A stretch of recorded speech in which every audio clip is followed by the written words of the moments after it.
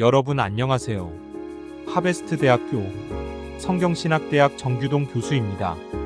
오늘은 꿰뚫어보는 성경 제6강 마태복음 8장 병든 자를 고치신 예수님에 대하여 꿰뚫어 드리겠습니다.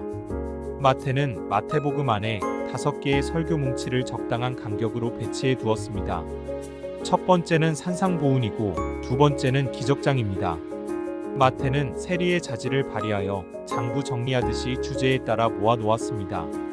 여기에 나오는 기적이 그러하고 13장에 나오는 비유가 그렇습니다. 다른 복음서에는 기적과 비유가 흩어져 있는데 마태는 이렇게 하면 찝찝해서 잠을 못 자는 사람이었습니다. 마태는 기적은 기적대로, 비유는 비유대로 거의 대부분을 한 곳에 모아 놓았습니다. 그래서 우리는 8-9장을 기적장이라 하고 13장을 비유장이라 부릅니다. 이것은 마태복음에만 있는 세리적 특성입니다. 기적장에 나오는 질병 치료를 3가지로 분류할 수 있습니다. 첫째는 육체적인 질병들 즉 나병, 중풍병, 열병, 소경, 벙어리 등의 치유. 두 번째는 정신적인 질병인 귀신 들린 자, 가다라의 광인 등의 치유. 세 번째는 초자연적인 기적인 풍랑을 잔잔케 하심 등입니다. 1. 맨 처음 고침받은 환자. 마태는 나병 환자가 가장 먼저 고침을 받았다고 기록하고 있습니다. 마가와 누가는 회당에서 만난 귀신 들린 자, 요한은 왕의 신하의 아들의 병을 치유하신 것을 가장 먼저 적었습니다. 이런 병들은 지금도 치료가 불가능합니다. 그러니 2000년 전에는 어떠했겠습니까? 그런데 예수님은 말씀 한마디로 간단하게 해결하셨습니다. 나병은 접촉하면 병이 옮겨지기 때문에 병자와 가까이 하지 말아야 합니다. 그런데 예수님은 그에게 손을 대시면서 말씀하셨습니다. 가까이 하지 말라고 한 것은 우리가 지켜야 할 주의 사항일 뿐 하나님의 아들은 해당되지 않습니다. 즉시 그의 문둥병이 깨끗하여진지라 3절 말씀. 그 자리에서 즉시 나병이 치료되었습니다. 아무도 할 수 없는 일을 예수님이 하셨습니다. 이런 일들을 통해서 그는 우리와 같지만 우리와 다르다는 것을 나타내 보이셨습니다. 2.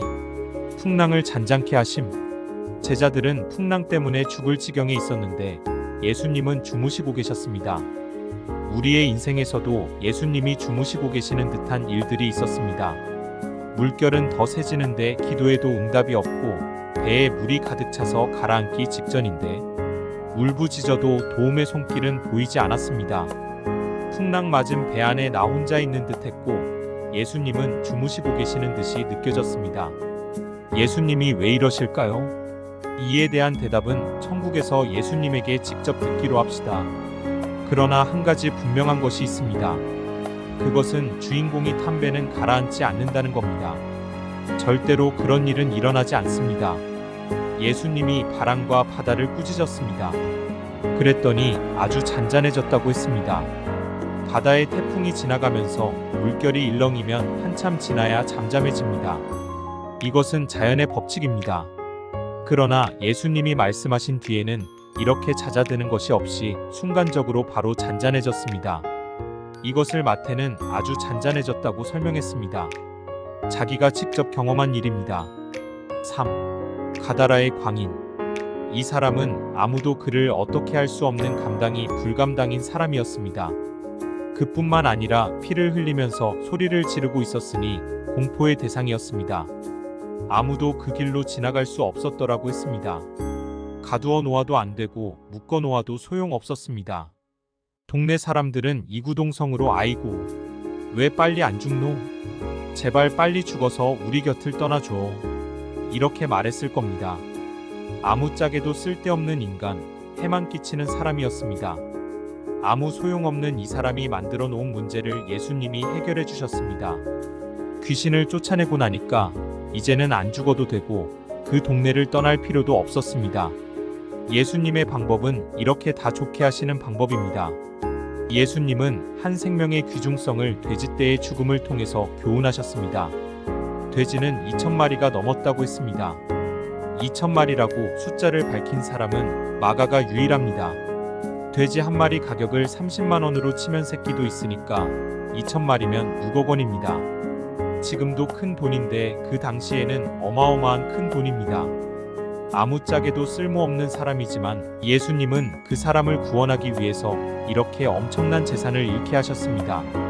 예수님은 나병이든 중풍병이든 군대 귀신이든 때 일어난 풍랑이든 말씀 한마디로 고치시고 낫게 하시고 치료하시고 잠잠하게 하셨습니다. 즉시 그 시로 아주 예수님의 말씀 한마디로 이렇게 되었습니다. 말씀의 위력이 이렇게 놀랍습니다. 그런데 이런 놀라운 능력을 가진 예수님이지만 나를 죄에서 구원하실 때는 그렇게 하지 않았습니다. 자신이 직접 십자가에 달려 피를 흘리셨습니다. 피가 흘려져야만 죄를 없게 할 수 있고 죄 가운데서 나를 구원할 수 있기 때문입니다. 놀랍지 않습니까? 감사하지 않습니까? 그러니까 예수님이 나를 위해 십자가를 지셨다는 것은 그 어떤 기적보다도 놀라운 기적입니다. 그 어떤 것보다도 놀라운 일이요, 감사한 일입니다. 내가 지금 풍랑 가운데 있다고 해도 이것 때문에 우리는 감사할 수 있습니다. 우리의 구원은 풍랑 때문에 가라앉지 않으니까요. 하베스트 대학교 정규동 교수